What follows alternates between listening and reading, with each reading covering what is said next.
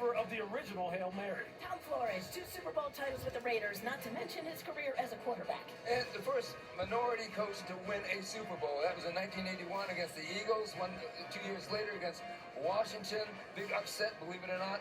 And here's the thing about it. He is finally here at 87 years old, and he's going to enjoy it. It's awesome. The class also includes Bill Nunn, the groundbreaking tears in his eyes just thinking about that knock on the door to tell him he was going into the Pro Football Hall of Fame. Waited so long. His formal induction next.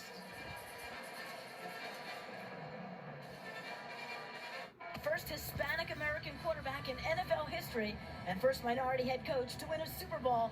Actually make that 2 with the Raiders more. Just an amazing legacy. Yeah, and Tom Flores, listen, he's proud of his Mexican-American heritage, but he won those 2 Super Bowls as Tom Flores. Won 2 more as an assistant with John Madden, who he succeeded. And not only that, but he was the first Latino president and general manager in NFL history with the Seattle Seahawks. This is a man of great accomplishments, and he's waited 22 years for this moment. Been in pro football over 60 years, and as a member of the Hall of Fame, now you can say forever. Back to Boomer.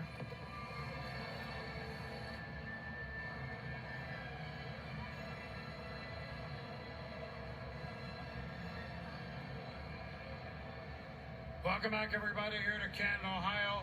To call this gentleman a pioneer would be a complete understatement.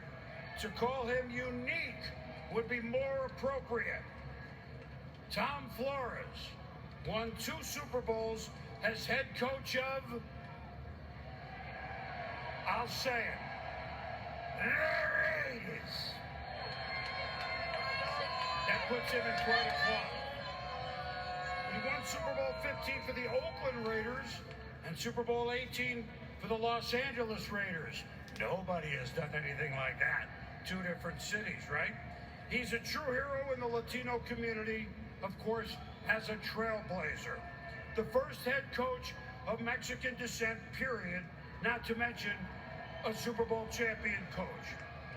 He was the first to ascend to team president and GM, which he did later on, and coach as well with the Seattle Seahawks.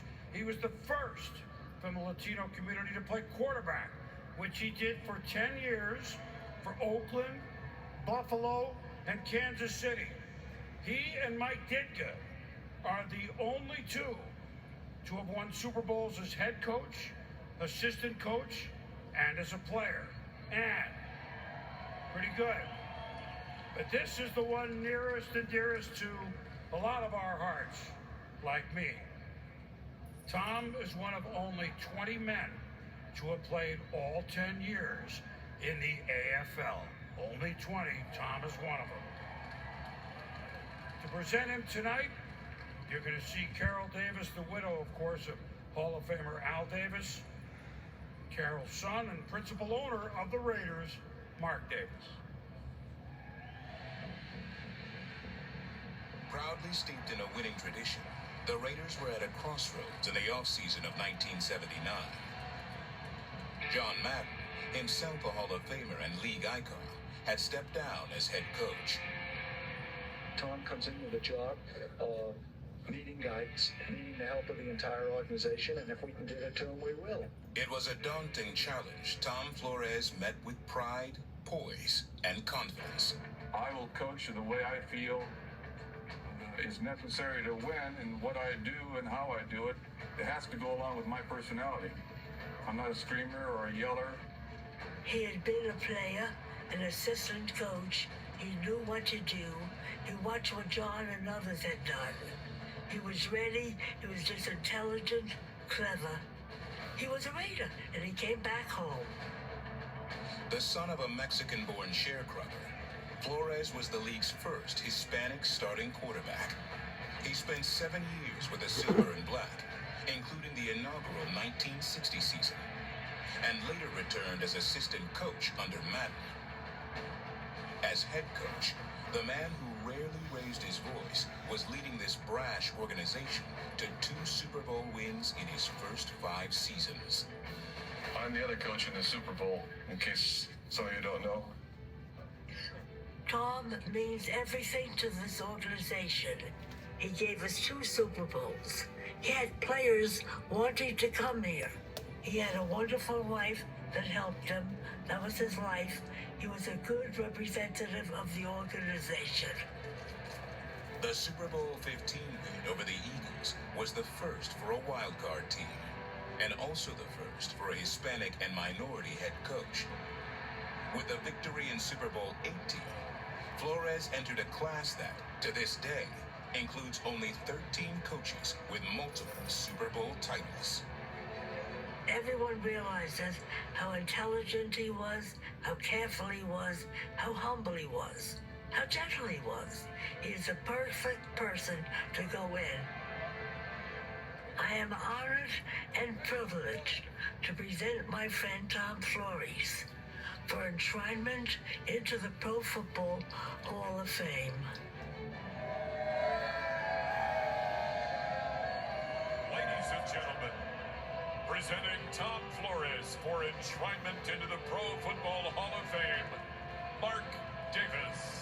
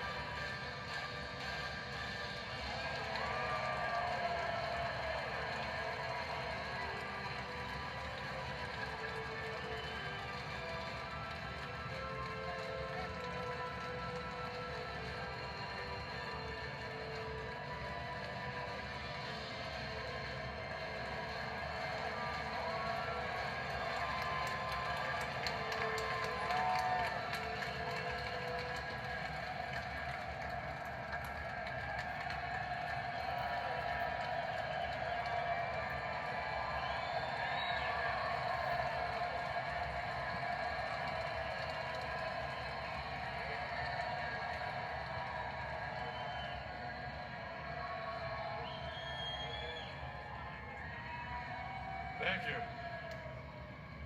Thank you, Carol Davis.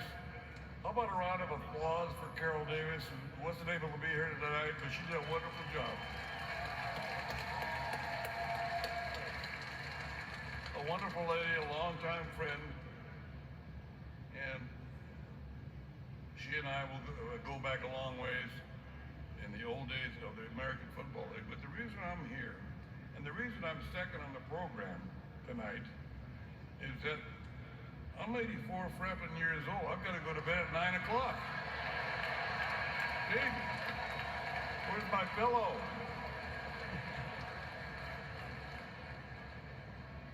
Being here today, this enshrinement means the world to me. My journey began a long time ago when my father, as a 12-year-old, migrated to Central Valley in California with his family. They came from Mexico and settled in the San Joaquin Valley and worked the farms as they did in those days. And their first house, our first house, had dirt floors and no indoor plumbing. So we came from what everybody else had come from. We were not the only ones that lived that way. They made sure that my brother and I did well in school and participated in different activities, as many as we could.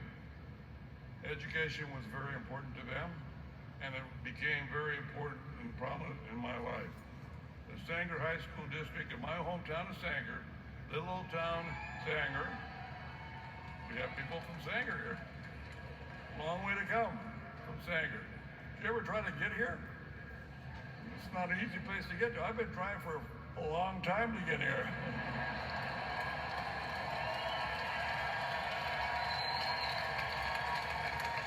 I started the foundation there in 1988 for the kindergarten through 8th graders in my school district for their enhancement in educational opportunities. I'm very proud to say, as I stand here, that it's been funded. We have funded it, so it will go on in perpetuity. A I'm happy to say that. At first, as a young guy, I wasn't planning on going to college, because in those days you went to school, and then when you got through with high school, you went to work. Well, I loved school, so I worked hard to get an academic scholarship. I played every sport I could possibly play, did every event I could possibly attend, and so I settled on football as my major sport to be productive in. I worked hard, and I played high school football in Sanger, Fresno City College, and the College of Pacific in Stockton, California, now the University of Pacific. They don't even play football anymore, but that's where I was a long time ago. I'm old-fashioned. I don't use a prompter. When I was one class short of my master's degree, after having failed twice to make the professional football leagues in Canada and also in the NFL, I got a call from these guys called the American Football League, and I thought, well, I'm going to give it a try. So I joined the Oakland Raiders.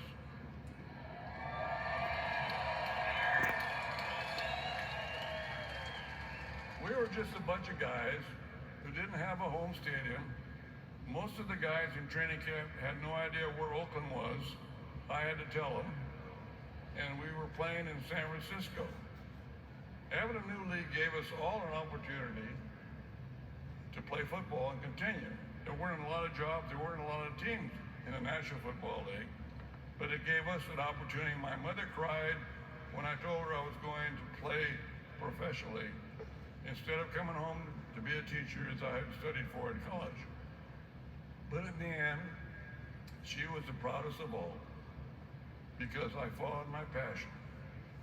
And that's what brought me to this stage tonight.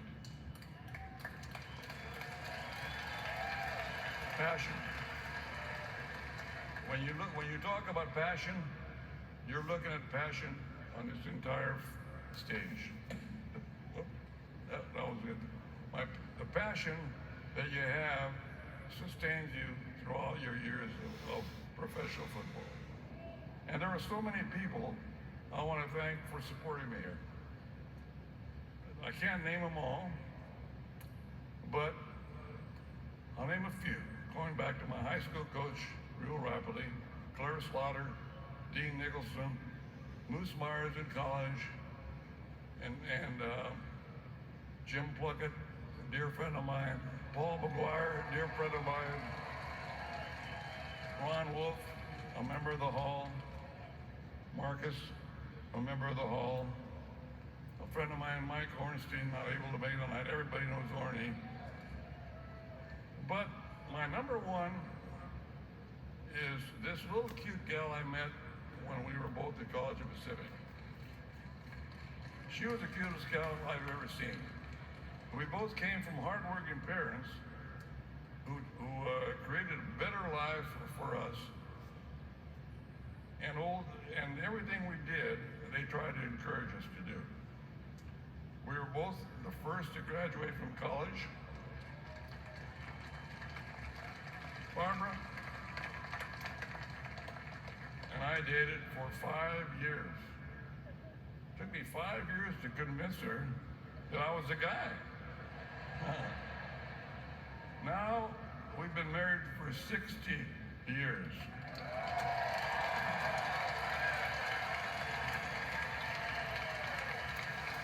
Barbara, I'm so grateful for you every day. You know me, good parts and bad parts. You put up with the bad parts. You're my biggest fan, and you're my best friend. And I love you dearly. Thank you. Thank you.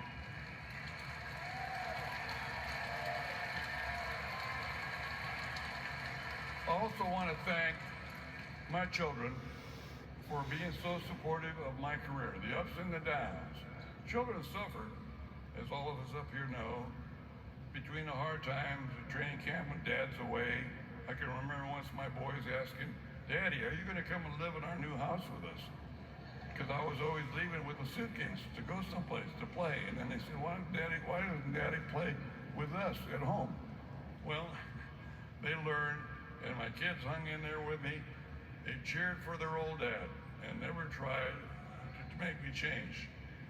My children, Mark, Scott, and Kim,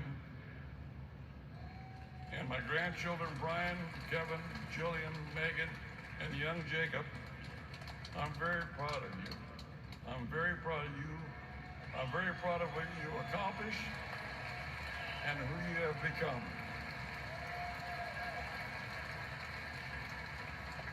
I want to thank all the players and alumni who worked with me and for me. We worked hard together, and we were very successful. We won a few games, won a few Super Bowls, but our friendship will endure forever. And as I enter the hall, I feel like you're going in with me. You don't get there alone. It didn't happen in a vacuum. A lot of people have helped me, do what I did in my career. I want to thank the Raider organization. They've been incredible.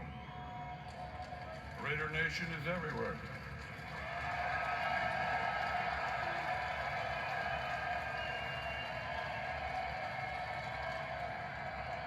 I spent 55 years of my professional life with the Raiders as a player, an assistant coach, a head coach, and a radio announcer, and now as a representative in the PR department.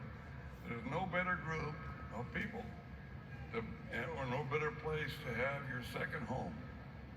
I particularly want to mention to the late Al Davis, who was my mentor, my coach.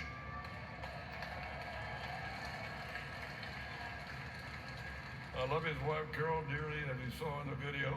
And I love coaching his son, Mark, who's up here with me, now the owner and running the team.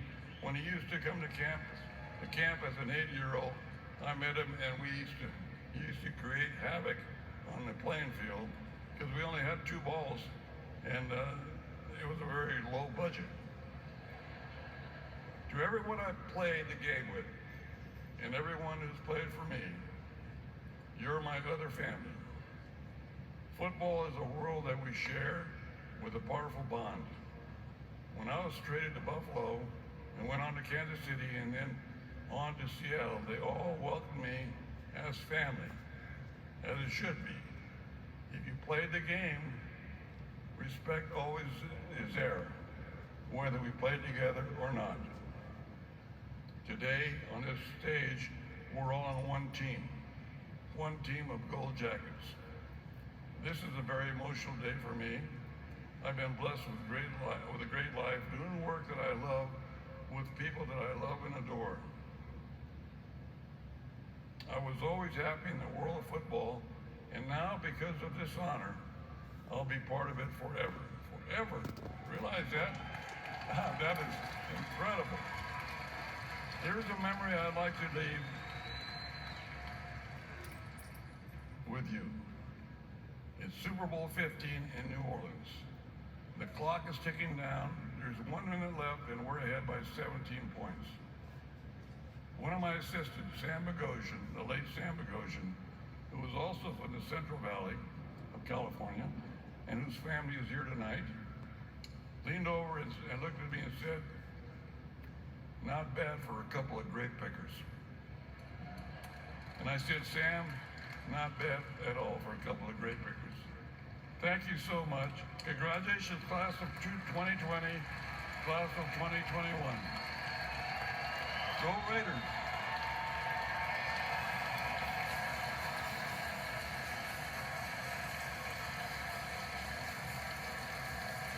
Another one where you say, it's about time. Next, one of the most anticipated induction speeches of this special weekend, Peyton Manning takes his place in the Pro